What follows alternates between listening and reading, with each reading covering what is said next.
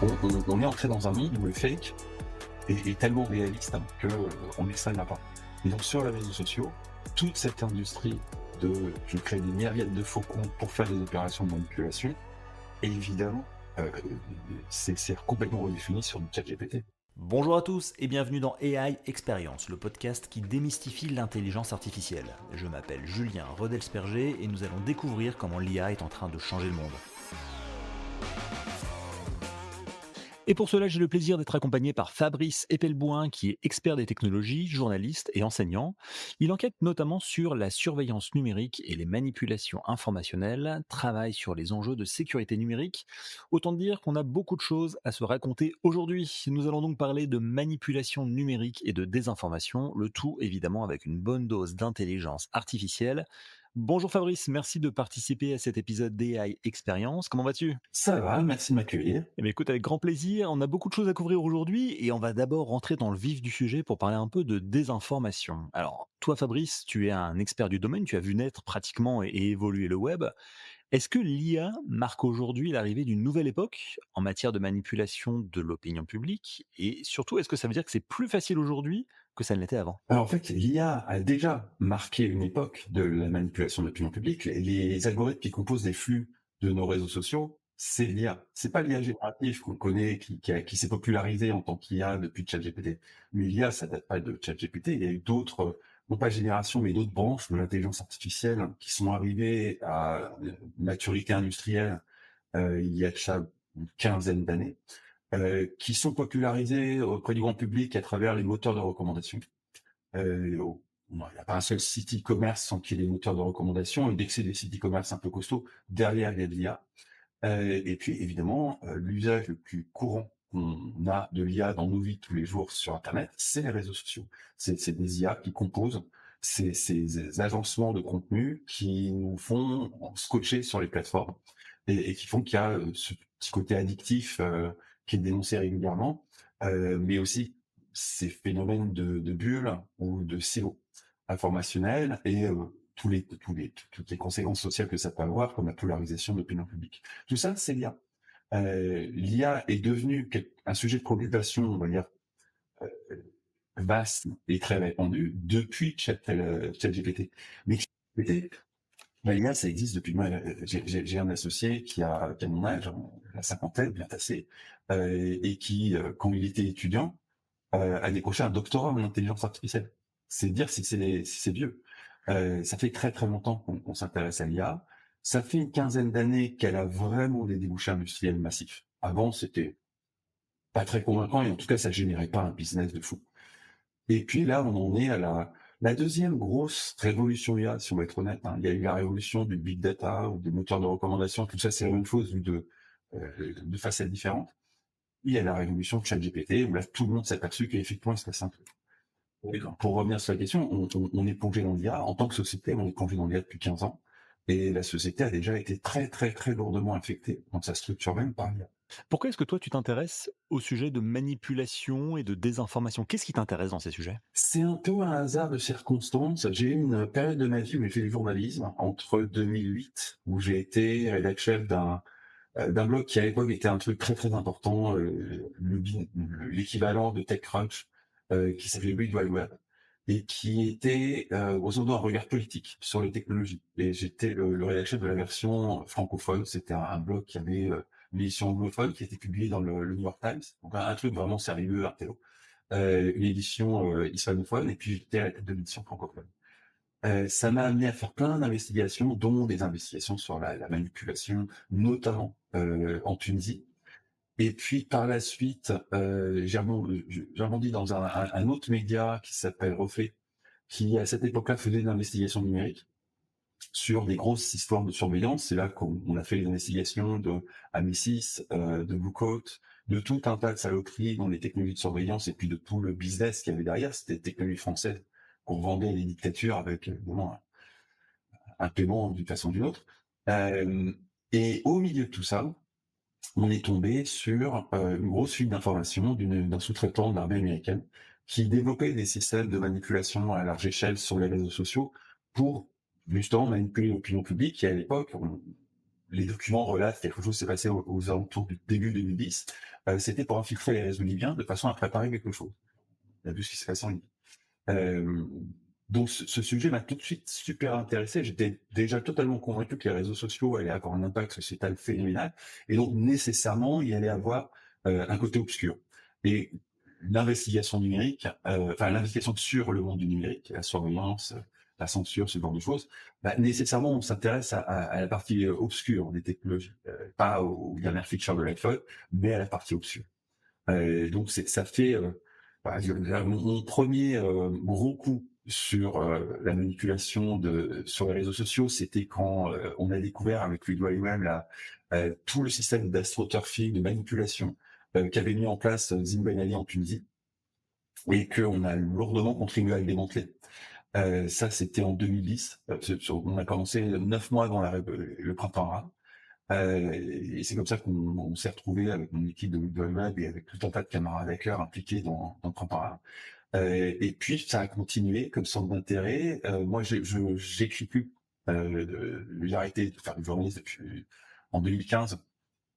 Grosso modo, quand on a publié une vaste enquête qui démontrait qu'il y avait des systèmes de surveillance sur les infrastructures françaises, et qu'on a fait un flop magistral, aucune reprise de presse, tout le monde s'en foutait. Qu'à un moment, je me suis dit qu'il y avait peut-être autre chose à faire que du journalisme pour avancer sur ce terrain-là.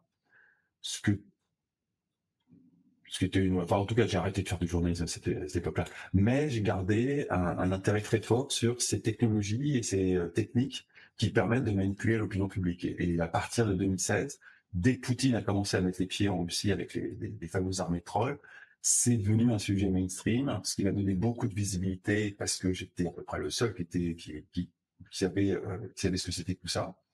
Quand il y a eu par la suite le scandale Cambridge Analytica, donc Cambridge Analytica, c'est la techno qu'a utilisé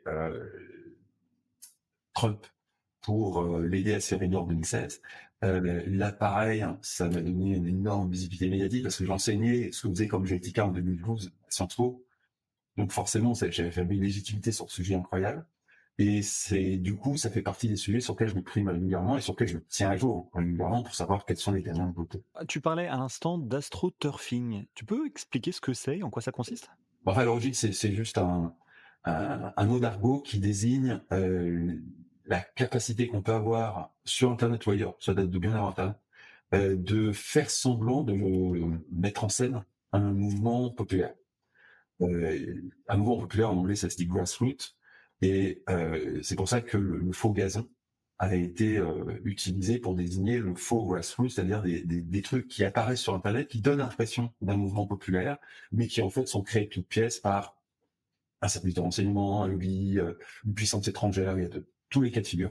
Mais grosso modo, c'est devenu depuis 2009-2010 une pratique très courante de tout un tas d'États, démocratie, régime autoritaire, tout confondu, de tenter de manipuler leur opinion publique en se faisant passer pour l'opinion publique eux-mêmes, de façon à essayer de nudger l'opinion publique dans un sens ou dans un autre. D'accord. Et aujourd'hui, l'astroturfing avec l'IA, notamment l'IA générative, ça veut dire quoi? C'est plus rapide, plus efficace, plus puissant? Je vais revenir sur ce que je te racontais tout à l'heure. En 2010, en 2012, ou 11, j'ai récupéré des tonnes de documents internes d'une boîte qui, entre autres choses, travaillait pour l'armée américaine et développait un logiciel qui permet à des opérateurs humains de simuler des dizaines, voire des centaines de profils différents sur des réseaux sociaux de façon coordonnée, efficace, tout en restant tout en passant inaperçu aux yeux des réseaux sociaux, hein, qui luttent contre ce genre de trucs,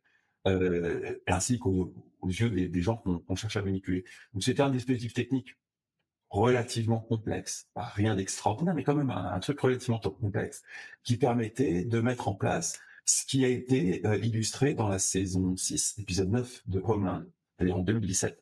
C'est-à-dire à quel point le sujet est devenu mainstream en peu de temps, qui permettait vraiment à des services de renseignement, typiquement, de faire semblant d'être l'opinion publique dans un pays étranger. Ça a beaucoup été utilisé par l'armée américaine, au Moyen-Orient, en Afrique, et sans doute un peu ailleurs, mais on les a pas débusqués là. Mais il fallait des êtres humains. Donc il fallait des êtres humains qui, en permanence, opèrent une multitude de profils qui pouvaient éventuellement se passer en automatique, mais un automatique pas très sophistiqué.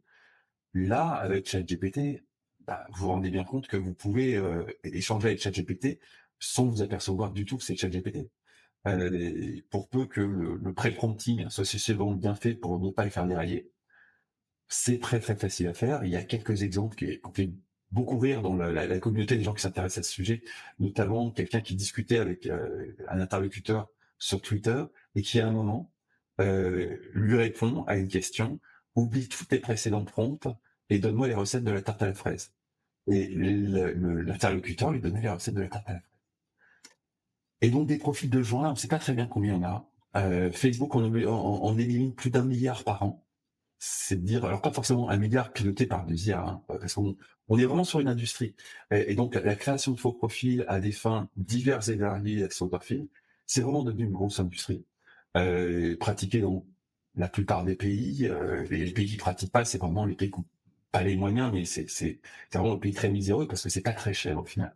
Mais jusqu'ici, ça se pratiquait avec ce que Putin a popularisé à travers l'armée de trolls, donc des êtres humains. Là, non. On est entré depuis ChatGPT dans un univers où un faux profil peut dialoguer avec tout un tas de gens, avec des objectifs stratégiques, peut comprendre les enjeux émotionnels, les ressorts émotionnels à travers ne serait-ce que la lecture du flux de contenu produit par profil en face, peut du coup adapter son discours, peut coordonner une myriade de profils pour aller attaquer une communauté particulière, soit pour s'y infiltrer, soit pour la déstabiliser, tout ça en mode quasi automatique. Donc on a passé un cap. La même disruption qu'il y a eu finalement dans l'image et dans le texte, évidemment, mais l'image a été très très choquant. On a vu en l'espace de quelques années des trucs balbutiants avec A et à 6 doigts, et donc c'est à des choses où aujourd'hui, très objectivement, ça devient de plus en plus compliqué d'affirmer qu'une image est fausse, y compris une image animée, et on sait très bien que d'ici 6 mois, 1 an, il y aura absolument aucun moyen. Tous les systèmes qui permettent d'identifier un texte écrit par ChatGPT sont pourris au possible. Il suffit de faire l'expérience sur le texte qu'on a soi-même écrit, hein. Vous allez voir que ça va vous donner du positif, il n'y a pas de positif. Enfin, on est entré dans un monde où le fake est tellement réaliste, hein, que on ne les scindra pas. Et donc sur les réseaux sociaux, toute cette industrie de je crée des myriades de faux comptes pour faire des opérations de manipulation, et évidemment, c'est complètement redéfini sur du ChatGPT, enfin sur du Alors on parle de manipulation, mais on peut aussi parler d'arnaque, toutes les opérations de scam en fait, qu'on trouve sur les réseaux sociaux sont souvent cachées derrière des faux comptes. alors cacher des faux comptes, mais là, enfin à ce jour, même les opérations de scam les plus chiadées du monde, je pense aux scam centers qui sont des buildings entiers remplis d'esclaves qui font du scam en Cambodge typiquement, où c'est vraiment, là encore, une industrie. Pour l'instant, je n'ai pas vu de système qui se repose de façon massive sur l'intelligence artificielle. On en est encore à l'armée des trolls, essentiellement parce que il y a vraiment des pays dans lesquels les trolls en question sont littéralement des esclaves, hein. Donc forcément, ça a des coûts qui sont très bas. Et pour l'instant, à ce jour, ils sont pas passés comme le reste de l'industrie de la sortie sur du ChatGPT, mais ça viendra. Forcément, ça viendra. En préparant l'émission, Fabrice, tu m'as évoqué le nom d'Edouard Bernays. Est-ce que tu peux nous en dire 2 mots et pourquoi c'est important de connaître son histoire, son profil pour comprendre ce qui se joue aujourd'hui? Édouard Bernays, c'est l'homme qui a inventé ce qu'on a appelé dans un premier temps les relations publiques, et de façon plus générale la communication et le marketing. En tout cas, il a donné les bases qui par la suite ont évolué au cours du XXe siècle dans la communication et le marketing. Il est aussi connu comme étant le neveu de Sigmund Freud. Il est américain et il a travaillé avec Wilson dans sa campagne présidentielle qui l'a amené à prendre la présidence des États-Unis en tout début du XXe, en plein moment où ça pète avec la Première Guerre mondiale. Le programme de Wilson est un programme de non-interventionnisme pour la résonance typiquement avec du Trump. C'est ce genre de non-interventionnisme américain. Il s'est fait élire en disant: je n'interviendrai pas dans le bordel qui est en train de se dérouler sous nos yeux en Europe. On est isolé, on est tranquille. Et, euh, et Bernays a réussi à retourner l'opinion publique américaine de façon à ce qu'en 2016, Wilson ait suffisamment d'attitude avec l'opinion publique pour intervenir dans la Seconde Guerre mondiale et nous sauver les fesses une première fois. Et par la suite, hein, il a quitté le service de l'État et il est allé se mettre au service de son portefeuille. Et c'est là qu'il a inventé vraiment la communication moderne. L'un de ses coups les plus fameux en termes de communication, ça a été qu'il avait pour client des cigarettiers qui avaient un problème, c'est que le marché s'est saturé. Les hommes fumaient comme des pompiers à l'époque, mais par contre les femmes ne fumaient pas. Du tout. Du tout, du tout. C'était vraiment un truc d'homme au tout début du XXe siècle. Et il a réussi à convaincre les suffragettes, qui à l'époque était le courant féministe dominant qui luttait pour notamment le droit de vote. Et il a réussi à les convaincre que fumer était un signe visible d'émancipation. Et il a doublé le marché de Philip Morris. Et c'est comme ça qu'il a vraiment inventé non seulement la communication moderne, mais quelque part la société de consommation. C'était, et c'est aujourd'hui l'un des plus grands théoriciens de tout ça. Enfin, c'est quoi, un théoricien, le truc a 130 ans, donc il a un peu vieilli. Mais en tout cas, ça fait partie des bases. Hein. Si on s'intéresse à ce domaine, ça fait vraiment partie des bases. Il a écrit un livre son livre de référence s'appelle Propaganda, qui est tout petit, qui se lit facilement, et qui, au même titre que l'art d'avoir toujours raison de Schopenhauer, est absolument indispensable à lire pour comprendre d'où on vient et comment on en est arrivé un siècle et demi plus tard à faire tout ça, c'est cette technologie. On vient de la même chose, mais avec les mass médias. Et tout le système d'Edouard Bernays tient sur une espèce de synergie entre un système politique et un système médiatique, de façon à contrôler l'opinion publique et l'orienter là où on veut. Et tout ça s'est effondré comme une merde avec les réseaux sociaux et la transition en masse des lecteurs vers des internautes. Et on est dans cette phase de transition qui a commencé pour rendre à César ce qui est à César avec Steve Bannon, qui est le conseiller white suprémaciste de Donald Trump, qui l'a beaucoup aidé lors de sa première campagne en 2016, qui était aussi le patron de Breitbart News, qui était une immense usine à fake news. C'était le pire média qu'on puisse imaginer, qui produisait énormément de contenu, mais pas mal de fake news, et qui n'avait vraiment aucune rigueur avec les faits. Mais également, c'était le vice-président de Cambridge Analytica. Et c'est lui qui a vraiment, avec Cambridge Analytica, commencé à vraiment faire une nouvelle forme de propagande et de communication politique adaptée à l'ère des réseaux sociaux. Avant, il y avait des gens comme Obama qui, eux, utilisaient les réseaux sociaux pour euh, faire la même chose qu'avec les mass médias. Et donc, récupérer de la visibilité à peu de coûts. Steve Bannon, c'était pas du tout ça qu'il a fait. Absolument pas. Est-ce qu'on peut identifier un point de bascule justement? Parce qu'au départ, les réseaux sociaux, c'était plutôt des outils pour mieux communiquer, pour se connecter aux gens qui comptent pour nous, et cetera. Est-ce que tu as identifié un point de bascule qui font passer les réseaux sociaux d'un truc cool à un truc finalement assez abject, susceptible de manipuler l'opinion publique? T'as 3 points de bascule importants. Le premier point de bascule, c'est 2009, la révolution verte en Iran.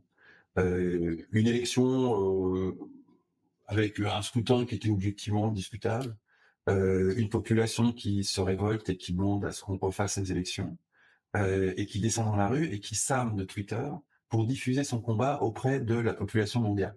C'était la première fois qu'un combat politique d'importance dans une grande nation trouvait un écho mondial sans passer par la presse. Et ça a été un choc. Évidemment, la presse, du coup, s'est très intéressée, beaucoup plus que si elle n'avait pas eu ce phénomène Twitter. Hillary Clinton, qui à l'époque était l'équivalent du ministre des Affaires étrangères, a imposé à Twitter de repousser une mise à jour de façon à ne pas faire d'interruption de service sur la zone Iran. Et tout le monde, notamment dans la gauche américaine, a chanté les louanges de la liberté d'expression. À l'époque, les Américains voyaient les réseaux sociaux comme le futur de leur soft power. Enfin, à l'époque, les Américains ont compris que les réseaux sociaux étaient le futur de leur soft power et ils comptaient exporter les valeurs de la démocratie américaine. Et la première valeur de la démocratie américaine, c'est la liberté d'expression. Et donc, ils voyaient cette déstabilisation en Iran du fait de la liberté d'expression qu'on offrait aux citoyens iraniens qui n'avaient pas des masses, comme une grande victoire des valeurs américaines. 2011, janvier 2011, le début du printemps arabe, enfin si on veut être honnête, il a commencé en décembre 2010 en Tunisie, le printemps arabe. Ou si on veut tatillon, on va dans le sud du Maroc un peu avant. Enfin, toujours est-il que cette région du monde a été complètement déstabilisée par la liberté d'expression apportée par les réseaux sociaux à leurs citoyens. Tous ont été déstabilisés. Évidemment la Tunisie, l'Égypte, mais même le Maroc, qui a pas basculé, a été profondément déstabilisé. La Mauritanie, en avance de phase, d'ailleurs à partir de 2005 avec les blocs, a été profondément déstabilisé. Et le monde arabe, qui s'était rué sur les réseaux sociaux parce que ils ont eu accès à Internet avec un temps de retard sur l'Occident. L'Occident a découvert Internet avec Google, d'où la métaphore de la grande bibliothèque de savoir. Le monde arabe a découvert Internet avec Facebook. Le fait qu'ils aient une approche d'Internet, à quoi ça sert, de comment on peut l'utiliser, qui est radicalement différente de l'Occident. Et donc ça a totalement déstabilisé. Donc ça, c'était un grand moment de prise de conscience de l'importance politique des réseaux sociaux, de la capacité de soft power des réseaux sociaux. Et c'est à cette époque que Jared Cohen, qui avant était ministère des Affaires étrangères américain, a été a été transféré vers Google et a créé Google IDs, dont l'objectif c'était de porter les valeurs de la démocratie à travers ce nouveau soft power. Et puis le deuxième grand tournant, c'est quand Google a abandonné sa baseline dans le Big Evil. Souvenez-vous, pendant le tout début les 20 premières années de Google, la baseline de Google, c'était Don't Be Evil. Et puis en 2016, il a abandonné. Et au même moment, Jared Cohen a abandonné Google IDs pour en faire Jigsaw. Et Jigsaw avait pour mission, cette fois-ci, de lutter contre la méchante désinformation qui portait atteinte à notre gentille démocratie, mais pas du tout pour apporter la liberté d'expression au peuple connu. Et en fait, ce qui s'est passé dans Jigsaw, c'est qu'il a récupéré une intelligence artificielle qui avait été développée par l'armée américaine pour lutter contre les infiltrations de Daesh. Et vous, à l'époque, il y avait du recrutement de Daesh sur les réseaux sociaux, c'était la panique. On avait en France des dizaines, si ce n'est des centaines de gamins qui partaient se battre en Syrie et qui étaient recrutés par Daesh sur les réseaux sociaux. Donc c'était un très gros sujet de préoccupation. L'armée américaine, qui a toujours une solution très technologique au fond, avait développé une IA qui permettait de cartographier la façon dont les idées se déplaçaient, qui étaient les intermédiaires, qui étaient les personnes éventuellement éliminées des réseaux sociaux pour casser un flux d'informations. Et ils avaient visiblement fait un travail assez remarquable. Et Google a récupéré ce travail, mais a adapté cette intelligence artificielle pour lutter contre la droite. En 2016, Trump vient de se faire une. Et donc, il a reconfiguré cette intelligence artificielle pour lutter contre la droite, aussi bien aux États-Unis qu'ailleurs. Et les réseaux sociaux, à partir de 2016, ont été utilisés pour lutter contre la droite. Ou l'extrême droite, ça dépend Est-ce que c'est le début de la politisation des réseaux sociaux, 2015-2016? Le début était bisounours. La première phase de cette politisation était très bisounours. Les Américains s'imaginaient qu'ils allaient porter le premier amendement et la bonne parole et que tout allait se transformer en démocratie américaine. Et puis il y avait quand même dans la gauche américaine un fort courant pour passer à autre chose que le bombardement massif pour convaincre d'adopter la démocratie. Donc les gens étaient favorables à cet esprit dans lequel j'ai plongé, à cet esprit très utopiste de l'impact des réseaux sociaux sur le monde. Et puis à partir de 2016, c'est vraiment devenu une arme pour lutter contre l'opposition de droite aux États-Unis, qui la gauche venait de perdre. Et donc la gauche s'était repliée sur typiquement Google. On avait fait un de ses états-majors, mais aussi Twitter et moins Facebook. Mais surtout Google et Twitter étaient vraiment des bastions de la gauche américaine qui luttaient contre la droite américaine à travers les réseaux sociaux et notamment à travers cette intelligence artificielle développée par l'armée et reconvertie au sein de Google pour lutter contre la droite. C'est ce qui a révélé les Twitter Files. Hein. Les Twitter Files ont montré tout ça en détail. Et puis, bon, par la suite, une fois que Trump est revenu, Zuckerberg a expliqué ça en long, en large, en travers. Andreessen a expliqué à quoi ce que les démocrates avaient l'intention de faire avec l'intelligence artificielle. C'est terrifiant. Ça, c'est dans le podcast du New York Times. Donc c'est en 2007 vraiment que ça a vrillé vers rien à foutre de la démocratie, si on veut, c'est gagner. En 2009, c'était vraiment la démocratie va gagner sur les régimes autoritaires grâce aux réseaux sociaux. Et aujourd'hui, donc on est en 2025, Trump est de retour au pouvoir pour un deuxième mandat. Comment est-ce que tu expliques ce changement d'état d'esprit de la Silicon Valley et donc des grands patrons, de la tech américaine, qui ont quasiment tous, fait allégeance à Trump, alors qu'ils étaient plutôt dans le camp inverse, dans le camp opposé, quelques années auparavant? On a c'est assez surprenant quand on voit ça de l'extérieur. Oui, mais le problème, c'est que comme tu t'informes auprès des médias, c'est le storytelling que tu as vu. Le fait qu'ils étaient plutôt dans le camp inverse quelques années auparavant, c'est une vue de l'esprit. C'est une presse complètement matrixée, qui s'est fait écrabouiller par la locomotive woke, qui fait que ils ont tout vu en rose avec des jolies lunettes. La réalité, c'est que pour la plupart, c'est des mecs qui se sont juste écrasés de peur de se faire défoncer par cette espèce de rouleau compresseur qui a accompagné l'arrivée de Biden et qui faisait que quiconque n'était pas aligné se faisait exclure socialement et sanctionner très lourdement. Il y a énormément de débancarisation, typiquement aux États-Unis, de leur reprise politique, et énormément de comptes sur les réseaux sociaux qu'on sauté. Et donc, fondamentalement, juste, ils fermaient leur gueule pour préserver leur business. C'est con que ça. Le jour où Trump est arrivé, la presse, je ne sais pas très bien comment ça se passe au Canada, mais la presse française a découvert que Zuckerberg était masculin. Et elle a découvert que le mec avait pris 20 kilos en muscle et qu'il participait à des championnats régionaux de jiu-jitsu. Il n'a pas fait ça du jour au lendemain. Il n'a pas décidé tout ça entre la défaite de Biden et l'arrivée au pouvoir de Trump. Ça faisait très longtemps qu'il avait fait ce virage-là. Juste, dans la mesure où il se pliait aux demandes de censure, notamment du système qui s'est mis en place, même pas sous Biden, il a commencé avant Biden, derrière le dos de Trump. Bah, la presse avait considéré que comme il se pliait à des desiderata et qu'il éliminait toutes les voix de droite, alors c'était un gentil.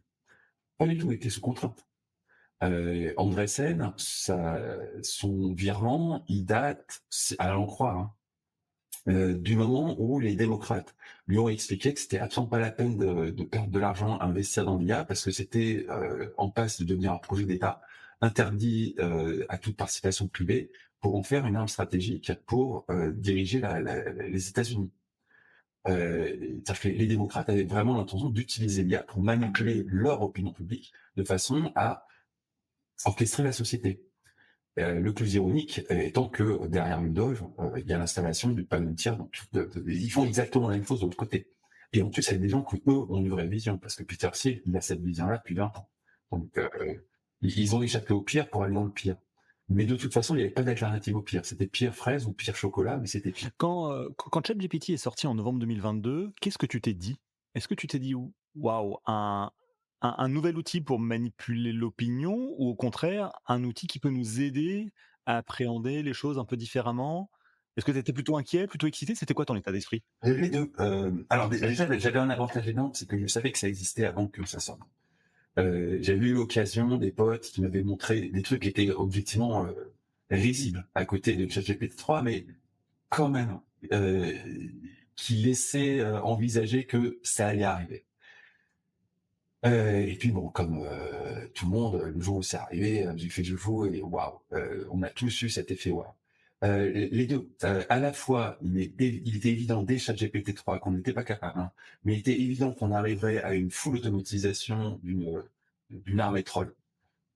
Et donc très rapidement, on serait pas capable de faire la distinction entre un être humain et une machine sur les réseaux sociaux, que ça donnerait forcément naissance à des certifications, des labels, des pastilles, des identifiés vérifiés, ce qui mécaniquement allait faire bouger le concept de réseau social.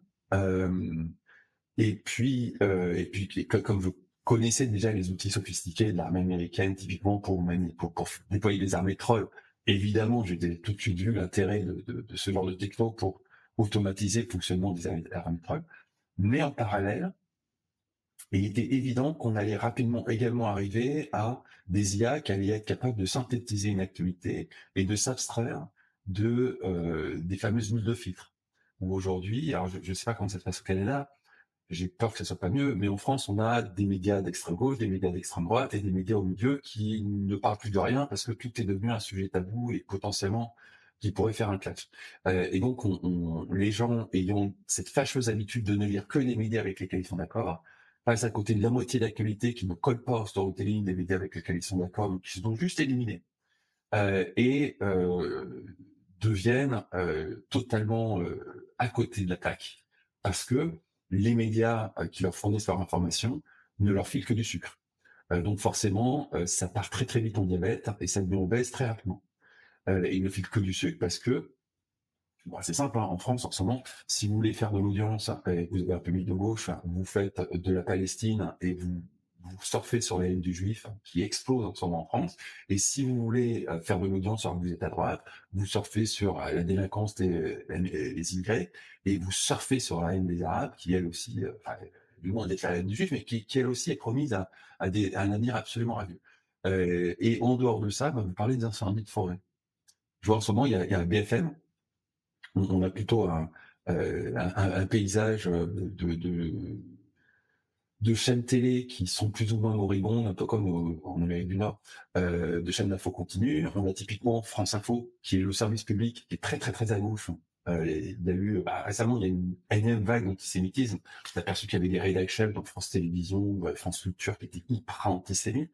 Donc on va dire les journalistes du service public sont très proches de la gauche française.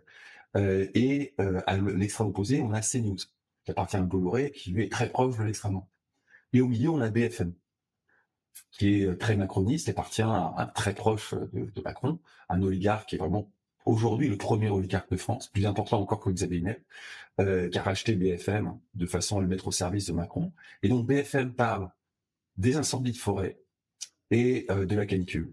C'est à peu près leur seul programme éditorial. France Info est complètement obsédé par Gaza, et CNews est complètement obsédé par l'immigration et l'antisémitisme qui monte en France. Et si vous ne vous alimentez qu'un seul de ces flux, vous êtes perdu, totalement perdu. Or, c'est le comportement de la plupart des gens. Mais dans ce contexte, Fabrice, comment est-ce qu'on fait pour devenir un meilleur citoyen? On peut pas. L'éducation, mais là encore, je ne sais pas ce qui se passe au Canada, mais notre système éducatif à nous s'est effondré, c'est fini. La plupart des établissements secondaires en France sont des garderies. Le classement PISA, qui est un classement international, donc il y a le Canada, qui mesure tout un tas de trucs dans le système éducatif. Il y a 200 mesures de mémoire dans le classement PISA. L'une de ces mesures, c'est la discipline, et l'une des sous-mesures, c'est quelle est la proportion des cours qui peuvent avoir lieu, qui ne sont pas annulés à cause du chahut. La France est dans les 3 derniers du classement PISA. Il y a une centaine de pays. Et grosso modo, la France a un score de 50%. La moitié des cours en France, dans le secondaire, ne peuvent pas avoir lieu à cause du chahut. Évidemment, c'est pas la même répartition d'un lycée à l'autre.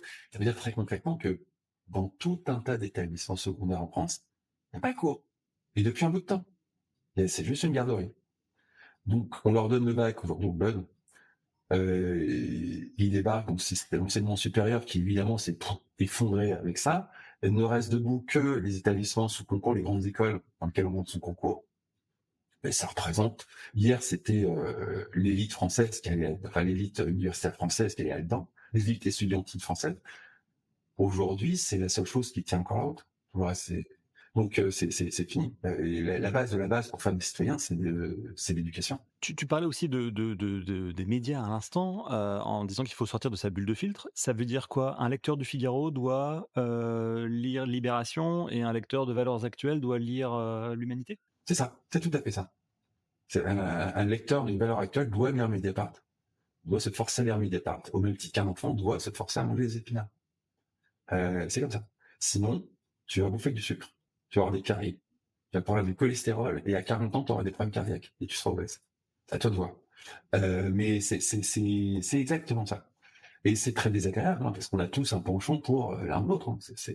Mais malheureusement, si tu ne lis que la presse de gauche, tu passeras à côté de la moitié de ce qui se passe dans ton pays, et tu ne comprendras pas ce qui se passe dans ton pays. Et comme la presse de gauche t'incitera à dire mais t'inquiète pas, tout ça c'est des méchants fachos, c'est pas la peine d'aller plus loin. Typiquement sur ce qui se passe aux États-Unis aujourd'hui, tu n'as pas un seul journaliste en France qui comprend ce qui se passe. Pas un seul. Pas un seul. Ils sont tous persuadés que libertarien et fascisme c'est la même chose. Parce qu'il y a une libération complète. Toi tu es d'Amérique du Nord, donc forcément tu fais la distinction entre fascisme et libertarien. Mais en France pas du tout. Tout ça c'est des fachos. Et de l'autre côté c'est tout aussi débile. Si on ne bouffe pas équilibré, forcément on tombe malade. Mais ça prend du temps, ça prend une formation, ça prend une certaine habitude de vie à mettre à mettre en place. Hein. Pour le coup, la bonne nouvelle, c'est que Grok te permet de gagner énormément de temps. Hein. T'es pas obligé de lire leurs articles à la con. De toute façon, aujourd'hui, un article, ça tient 2 lignes. Le reste, c'est du blabla pour faire du clic. La plupart du temps, il y a des exceptions, hein, mais 95% des articles, tu les résumes en 2 lignes. Grok te fait une synthèse, de temps en temps, il fait des conneries, hein, mais l'un dans l'autre, il s'en sort très très bien. Tu peux le relancer. Donc s'il y a le moindre sujet qui t'intéresse, moi c'est ce que je fais de plus en plus, hein, je passe à l'IA, et quand je veux vraiment approfondir, alors soit je me base sur un corpus documentaire et je passe à NotebookLM, soit j'ai pas de corpus documentaire particulier, et là, c'est vraiment une préférence personnelle, hein, c'est même pas des recommandations. Moi j'adore Perplexity. Et donc c'est comme ça que je m'informe. C'est quand il y a un sujet d'actualité brûlante, passer même pas les articles, la plupart du temps je m'arrête au tweet, hein, et si je veux approfondir, j'en parle à bord. Et puis quand je veux vraiment approfondir un sujet que j'ai pas forcément les bases sur, parce que il se passe un truc au Vietnam. Bon, je connais un peu les bases du truc, mais tout d'un coup, ça apparaît du Laos et machin, je me souviens plus très bien du conflit machin, pourquoi si dernière. Donc là, Perplexity, parfait, parce que tu peux très rapidement et très facilement, même si Grok fait pas trop mal ça, tu peux très facilement passer de un sujet d'actualité à merde, il manque des bases pour comprendre, revenons aux bases, et en face de toi, tu as quelque chose qui comprend parfaitement que tu es dans une étape d'apprentissage, enfin, comprend pas, hein, mais on s'entend que euh, le, cet esprit qu'il y a, je vais faire un peu d'anthropomorphisme, comprend que tu n'as pas la base et donc va te synthétiser la base qui te manque pour mieux comprendre le machin. C'est le jour où Google va sortir une solution pour l'enseignement, ça va être extraordinaire. Ce sera un beau sauvetage pour notre éducation nationale qui a disparu, mais enfin qui est en train de couler. Mais c'est un outil d'apprentissage donc qui suis propre, c'est extraordinaire.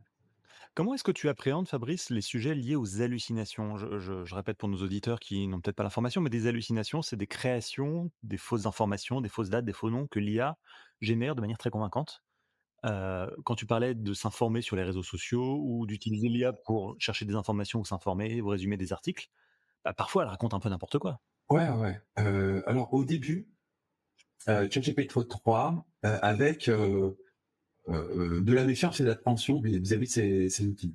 Depuis que quasiment tous les outils te crachent leurs sources, bah, il veut voir les sources. Ça veut dire qu'il faut pas se contenter de lire ce que nous dit un moteur d'IA, faut vérifier. Non, mais de toute façon, la déchéance de Wikipédia, typiquement tout ce qui est source humaine, pas que, malheureusement, sciences humaines, et le fait que Wikipédia c'est totalement perdu politiquement et que ça a vraiment porté beaucoup de préjudice à tout un tas de contenus, fait que moi j'avais pris l'habitude depuis déjà un bout de temps de regarder les sources sur Wikipédia, qui était à l'époque un de mes outils de référence. Ouais. Typiquement, je passais plutôt sur Perplexity plutôt que Wikipédia. Je vais m'envoyer sur Wikipédia, hein, mais c'est devenu un truc secondaire maintenant. Mais j'avais déjà pris depuis des années l'habitude, hein, quand je lisais un truc sur Wikipédia, d'aller regarder les sources et de quand même vérifier un peu que Wikipédia n'était pas passé malencontreusement aux côtés d'un truc qui n'arrangeait pas les éditeurs. Donc, j'ai eu cette période de flottement chez GPT-3 jusqu'au, je crois que c'est au 4 où ça commençait à sortir les sources.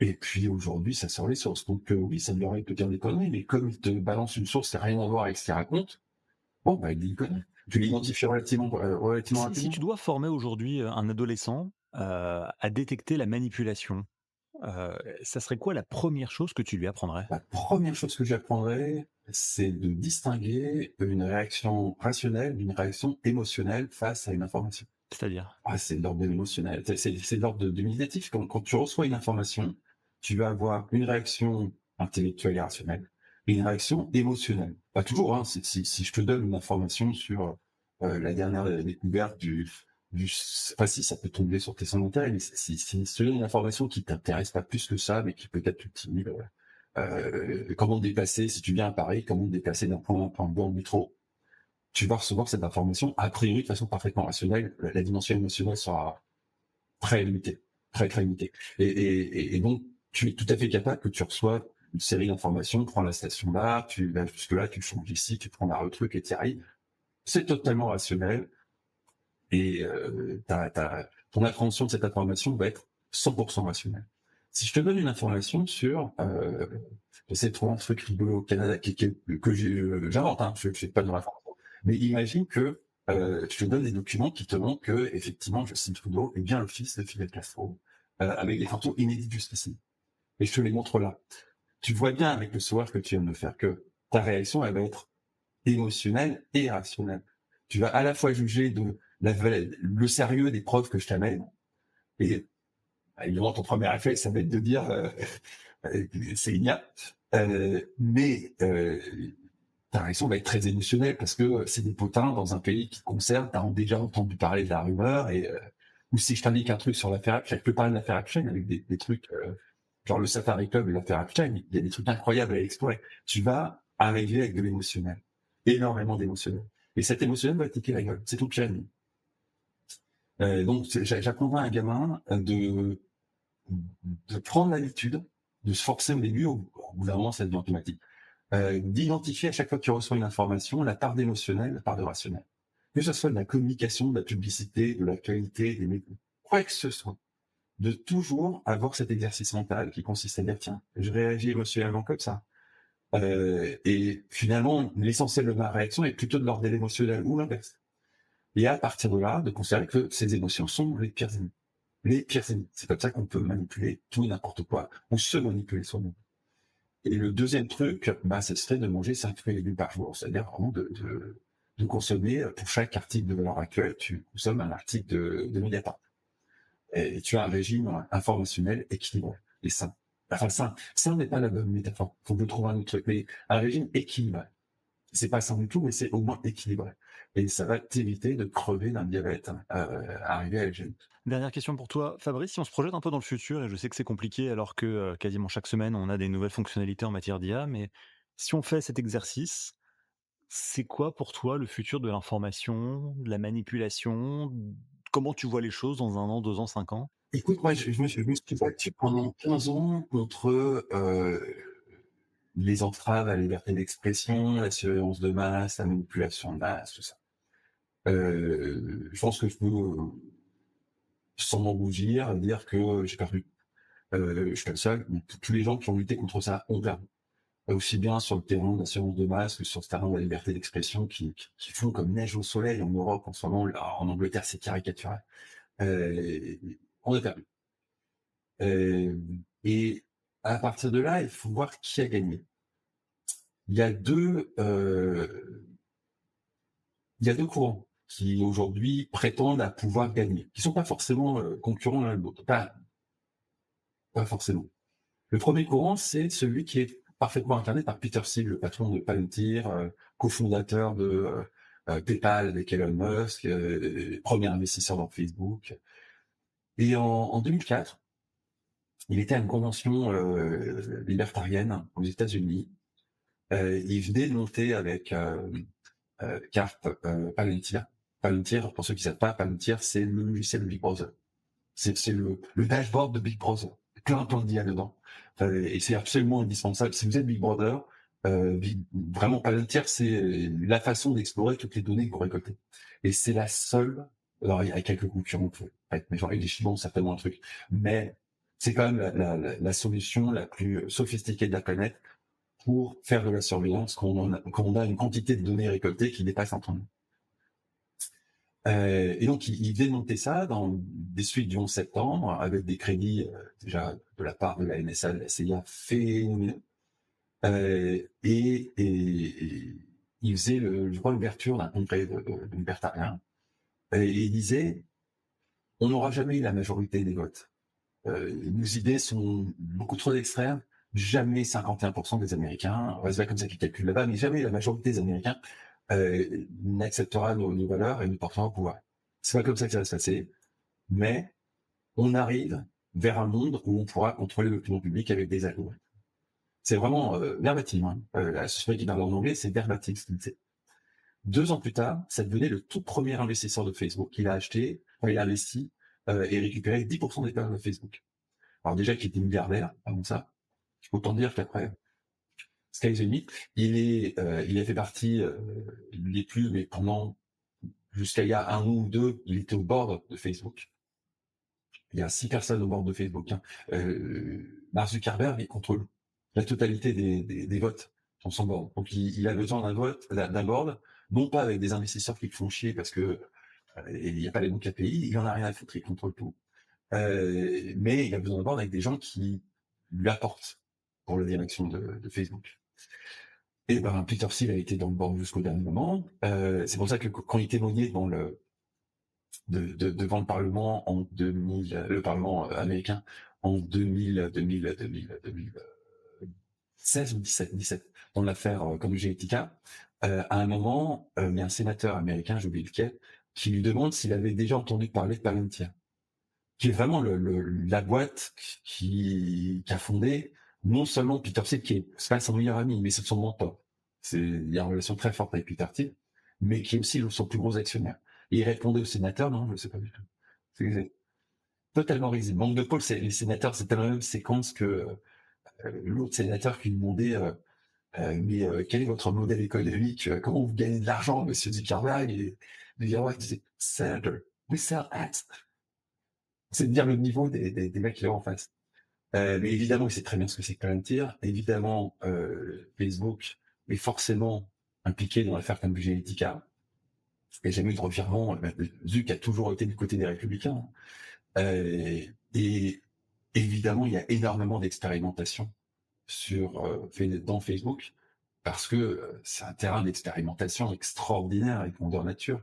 Ils ont d'ailleurs en 2012-13 de mémoire publié des études sur l'impact qu'avait le positionnement telle ou telle donnée dans l'algorithme sur l'humeur des utilisateurs de Facebook. Ça a fait un scandale à l'époque, ensuite ils ont plus rien publié, mais ils n'ont pas viré l'équipe de sociologues qui faisaient des expérimentations. Ils ont juste arrêté de publier. Donc c'est vraiment l'axe, c'est au sein de Facebook et Google. C'est vraiment Facebook et Google, ce sont les deux entreprises qui, du côté des Républicains et du côté des démocrates, ont vraiment pris en main le contrôle de la société à travers l'algorithmie. Twitter l'a fait, ça se rend découvert avec les Twitter Files, mais de façon beaucoup plus sommaire finalement. Essentiellement à travers de la censure hardcore, mais pas avec la subtilité d'une équipe de sociologues de haut niveau engagés par Facebook, qui avait beaucoup plus de moyens pour ce genre de truc. Hein. Twitter, c'est toute petite boîte. Et évidemment pas avec la puissance de feu de Palantir, qui n'a aucune limite. Donc j'en train de dire que j'ai oublié le début de ta question. Mais Non, non, mais je t'écoutais, c'est passionnant, mais non, la question c'était, tu disais qu'en gros, on parlait du futur justement de la désinformation à l'ère de l'IA. à mon avis, c'est Peter Thiel qui a gagné. Oui, le futur, c'est Peter Thiel qui a gagné. Aux États-Unis, on a eu le Doge, qu'on a essayé de nous faire passer comme une grande opération de cost-cutting. En fait, quand tu regardes le détail, ils ont économisé 130 milliards, mais ils en ont dépensé 120. C'est pas avec l'équipe, parce que l'équipe, elle tenait dans une salle de conférence, l'équipe. Il y avait une dizaine de petits génies. Donc c'est pas les frais de salaire des petits génies qui ont coté 120 milliards. A priori, je pense que c'est eux de Palantir. Et ils ont, a priori, j'ai pas de preuve de ce que j'avance, hein, mais je pense quand même que ils ont fait un grand écran de fumée en disant on va faire du cost-cutting, et qu'en réalité, ils ont installé de l'intelligence artificielle sur tous les vieux systèmes pachydermiques de l'administration américaine, qui sont très très très old school, et qui sont en train de préparer ce que Peter Thiel annonçait, c'est-à-dire une compréhension très fine de la société américaine à travers des intelligences artificielles, afin de contrôler l'évolution de la société avec de l'algorithme. Je pense que c'est vraiment... Donc la manipulation, donc la désinformation, ça va continuer, ça va s'amplifier? Non, pas nécessaire. La manipulation, oui, la désinformation, c'est pas... Tu peux contrôler les gens sans faire de... Alors, regarde la façon dont tu fais monter la haine en France. Deux techniques qui aujourd'hui marchent à fond les ballons dans les médias, qui sont, on te parle de Gaza 24/7, et ça fait exploser l'antisémitisme. Et de l'autre côté, on te parle de flux migratoires et de délinquance liée à ces flux migratoires 24/7. C'est face à ça que le deuxième acteur, donc t'as les Américains libertariens, ils misent plus sur eux que sur les fascistes. Je suis pas convaincu que ça soit mieux, mais en tout cas, si je devais faire un pari sur Polymarket, ça serait sur eux. Et puis en France, on a le DSA. En Europe, d'une façon générale, on a le DSA, qui est en fait une surcouche qui vient ajouter de la censure au gré de chaque nation européenne. Donc l'esprit du DSA, c'est que chacun dans son coin en Europe peut censurer ce que bon lui semble, de façon à modeler sa société, les Français, les Italiens, les Tchèques, chacun va modeler sa société avec de la censure, pas avec de l'algorithme. On n'est pas l'algorithmie dans la censure, qu'elle se profile dans le DSA, elle est dans l'identification des contenus à censurer, Je précise que le DSA, c'est le Digital Services Act, qui est en fait le règlement européen sur les services numériques. qui est censé modérer les réseaux sociaux, protéger les petits enfants, et chasser les vilains terroristes et surtout les affreux pédophiles. Dans la réalité, il y a à peu près le même genre de loi qui est arrivé en Angleterre, on en est arrivé à devoir prouver que tu es majeur pour utiliser ta carte Nvidia. Donc tu sens que ça n'a pas vraiment été pensé pour les pédophiles. Ou alors il y a un rapport entre pédophilie et Nvidia que j'ai pas identifié. OK, parfait. Bah, écoute, merci beaucoup Fabrice. Alors à la fin de chaque épisode, l'invité du jour doit répondre à une question posée par l'invité précédent. En attendant d'écouter la tienne, je vais te laisser écouter celle d'Isabelle Galli, qui est vice-présidente de Cluster IA, ambassadeur de l'IA et chargée de développement d'un observatoire territorial pour un impact positif de l'IA. On écoute sa question. Ouais, moi, ma question à laquelle je suis confrontée tout le temps et que je me pose en permanence, c'est un peu celle qu'on a parlé, c'est est-ce que nous travaillerons encore en 2050 et surtout à quoi nous travaillerons? Est-ce que une fois qu'on aura confié toutes les tâches productivistes à l'IA, on pourra continuer à appeler ce que l'on fait du travail? Est-ce que la base sur laquelle on sera rémunéré sera l'évaluation de nos expertises et notre productivité, ou alors est-ce que le travail humain va devenir quelque chose de complètement différent avec peut-être des activités qui sont plus liées à ce qui est moins valorisé aujourd'hui, c'est-à-dire le soin à l'autre. Je pense que ça va être dépendant d'une part du niveau de souveraineté de chacun. Il y a des pays qui, de toute façon, l'IA, ça sera un service sous forme d'API, en gros, amené par un pays étranger. Et puis, il y a des pays qui auront une relative souveraineté en termes d'IA, c'est-à-dire qu'ils créeront la valeur, le dépassement de valeur de l'homme vers l'intelligence artificielle va se faire au sein du même pays, ce qui laisse la porte ouverte à une éventuelle redistribution. Donc, pour les pays qui ne seront pas souverains en termes d'IA, je ne crois pas qu'il y ait d'avenir très reluisant. On a déjà vu le siphonnage de richesse qu'a représenté le cloud, ça va être ça à puissance 10. Donc il restera pas grand-chose. Je pense que c'est des pays qui vont devenir autre chose, mais absolument plus des grandes puissances, absolument plus des pays riches. Il restera une élite riche, tout comme il y en a dans le Cameroun d'ailleurs. Mais le gros de la population sera vraiment dans une situation soit d'assistance pour ne pas totalement crever de faim, soit vraiment de misère noire comme on peut le trouver dans le tiers-monde. Et puis il y a ces pays qui, eux, auront la possibilité d'envisager une redistribution. Les États-Unis, la Chine, les Émirats, peut-être l'Arabie Saoudite, et puis peut-être d'autres acteurs qui pour l'instant n'ont pas émergé, peut-être en Europe, si l'Europe résiste, mais l'Europe a quand même trop d'habitants pour qu'on puisse pas voir l'essentiel de la valeur se barrer du côté des États-Unis ou au pire de la Chine. Donc l'Europe de toute façon va rétrograder très très très sérieusement en termes de richesse.